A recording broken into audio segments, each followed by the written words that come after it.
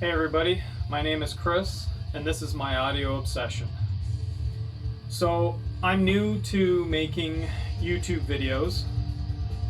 I'm most certainly not going to promise that I'm going to do anything different than anybody else. I'm sure a lot of it might be the same as a lot of people that are out there doing it. My hopes are to basically, I guess, be part of the conversation, get in with the community more, especially with the music that I love. And what I want to do is showcase stuff that I've collected over the years, new stuff that I've got coming in. It's going to be vinyl, CDs, tapes, and basically, yeah, so I won't be doing anything much different. But I think the cool thing about these videos, because I watch a lot of them, a lot of different people who either review music or whatever, and it's interesting, especially when you say see one genre of music or maybe even an album in particular. One person will have, thoughts, how they feel about that album, that record when they play it. Another person, there's actually memories attached to it, and they'll share that stuff with you. I find that stuff really interesting. So when I listen to an album, for me in particular, there's always something associated with it, especially stuff from my past, like first really getting that love of music, beyond being a kid, what's popular, like me being a kid in grade school, what was popular? Let me see. MC Hammer, Humpty Hump. I suppose if you're Canadian, Weird Al Yankovic. I don't know. But there was, for me, a turning point, and I can thank one of my uncles for it. I believe when I turned 13 years old, it was the first time that I received an album of my own, a rock album, because I recall mentioning to my uncle, who also got me into playing guitar, was that the stuff that the kids are listening to in school, it's not doing it for me. I need something heavier, angrier, or just something guitar driven. And that album that kind of set everything in motion for me. I don't know if you can see that. It's a very well used edition. The AC/DC's Back in Black. Now, I remember putting this on for the first time and hearing the opening riff, and I thought, oh my god, I freaking love this. I want to play guitar now. That's what I got out of this album. And of course, every single song on this record is like a complete hit. Like, there's not one bad song on it. AC/DC are hard pressed to come up with anything bad. So that kind of started my obsession where I wanted rock and roll. So from that point, we got a little bit heavier. And when this album came out, man oh man, the first song, Fight Fire with Fire, I could not believe it when I heard it. I was completely blown away, because that to me was the heaviest intro to a song, those guitar riffs, that I had ever heard. And I was just blown away, and I couldn't listen to it without smiling. And of course, full volume. This is another classic, and from this album, I was just hitting it running. I mean, of course, with this comes Megadeth, your Anthrax. Now I'm starting to get into thrash and anything that's fast, heavy, but has that chugging, nice riff that just keeps you moving, keeps you tapping. So in this video, being my introduction as well, I thought I'd start by showcasing some stuff that basically I had gotten rid of for one reason or another. You know, being a kid, not having a job, and not having much money, I was pretty limited in what I could get my hands on. So basically, what I'd have to do is buy an album and then, you know, get a whole pile of tapes, record them on tape, and then this way I could then trade that album in and go get something new. And that's how I kind of, you know, built up my collection, I suppose you'd say, in the beginning. So these albums that I have here are stuff that I did at the time have, you know, when they came out. One reason or another, got rid of it and decided, you know what, I need these back in my collection again. So from the heavy music, you know, being into thrash, I was into Slayer was huge, absolutely huge for me. I started hearing about death metal. Now, just the sound of that alone, by the title death metal, oh, I was all in. I don't know what it sounds like. I don't care what it sounds like. I guarantee it's going to be good. I was a huge horror fan, you know, watching horror movies as a kid, so I thought, oh my god, is this going to be a horror movie on a record? Yeah, I'm in. I'm totally in. So, the very first death metal record I ever got my hands on, which at the time was a CD, I got Deicide. Now, this album completely blew me away because I thought I knew what heavy was, and then all of a sudden I heard Glenn Benton's vocals, and I was just floored. Now, of course, I had heard other bands, you know, that had the kind of harsher vocals and everything, but, you know, where I was going to school, showing up with an album like this, everybody looked at you like you had two heads. And of course, during grade school, it was junior high, I think, you have these air band competitions, and of course, I want to pick something heavy, so I picked Lunatic of God's Creation from this and played it in front of the school. And of course, you can imagine the looks that I got, especially people who know what this album sounds like. The kind of look that you get from a bunch of straight-laced people who completely have no clue what you're doing and think it's just a big joke. But hey, it was great to kind of get some reactions out of people. Fantastic album. I still listen to this regularly.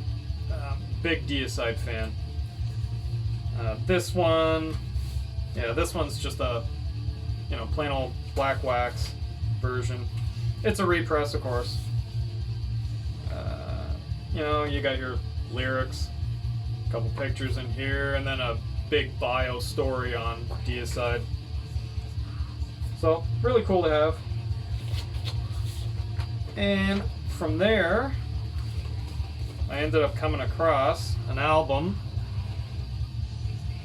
which really floored me. So I got this when it came out back in '94. Not this particular one. This one is a recent 2017 edition, I think. I was an Amorphous fan. When I first heard about them, I believe I would have heard them through Metal Maniacs magazine, which was my holy bible for finding music. And when Amorphous came out with their Corellian Isthmus album, like, I was a huge Florida death metal scene fan, so hearing Amorphous and their take on the death metal, it was like, ooh, this has this kind of European sound to it. It's not the same as listening to Death or Morbid Angel or whatever. And then this album came out in '94. And I thought to myself, where they started from, yeah, I could totally see, you know, the direction they could have went into.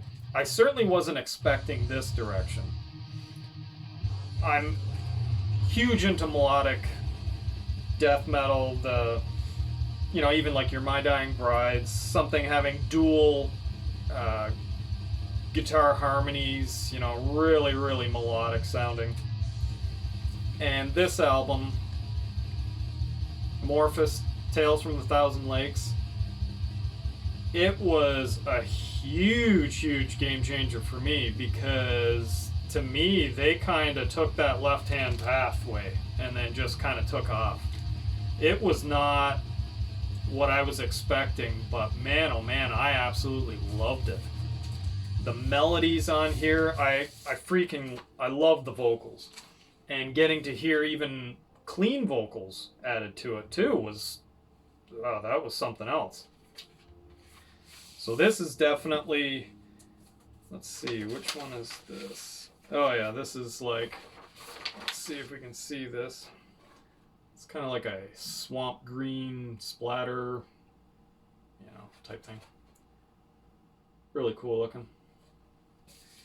But yeah, this was definitely a big album for me. And this was also around the time when, you know, I'm starting to play guitar, learning. And that's what I wanted to do, was melody, stuff like that, that had this, you know, melodic melody that would draw you in. But then you'd have the harsh vocals, so you kind of had the best of both. Here we got a nice picture in there. We got the lyrics. But yeah, this one, I believe, yeah, it was 2017 repress. Oh, let me see here. Yeah, limited to 1,000 copies, so that's pretty cool. And then this last one that I'm going to show you. So for me, back when I was in high school, there was a local record store, CD store, downtown where I was living, and it was run by an older couple. And the older woman that worked there, if I'm guessing, she was in, at the time, maybe 60s, whatever. So I'd be coming in, you know, with my band shirts on, and I'm looking for, you know, death metal, thrash, whatever. Anything heavy and loud.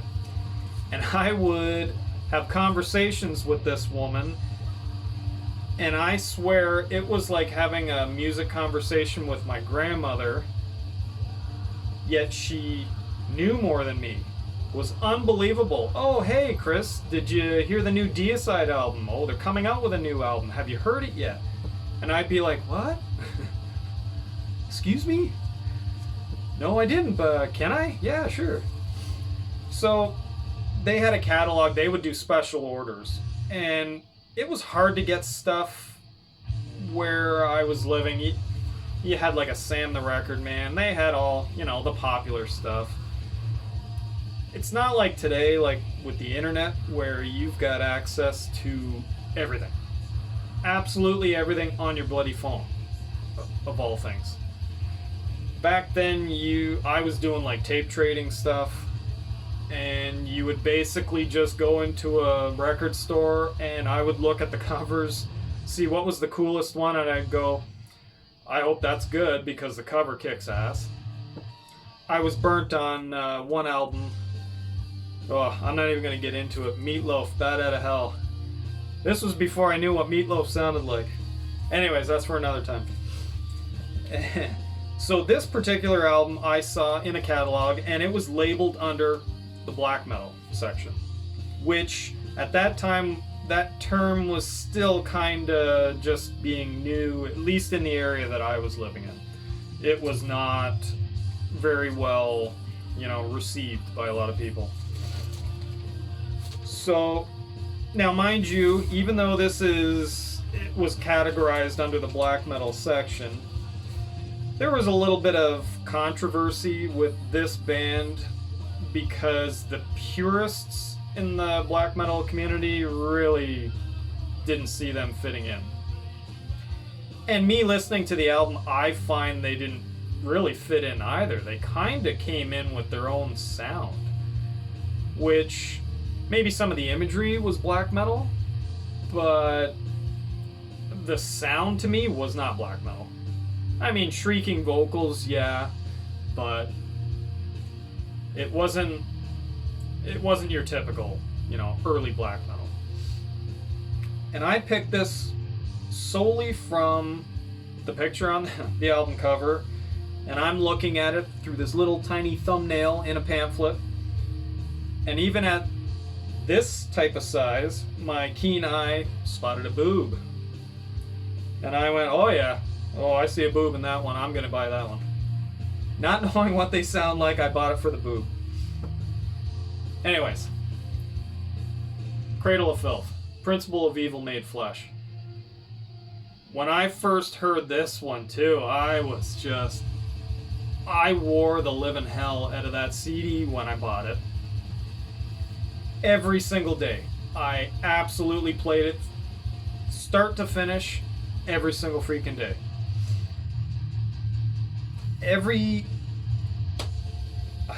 I don't know, for the flack that they got for not being true black metal, to me, I really didn't care. They had a cool sound.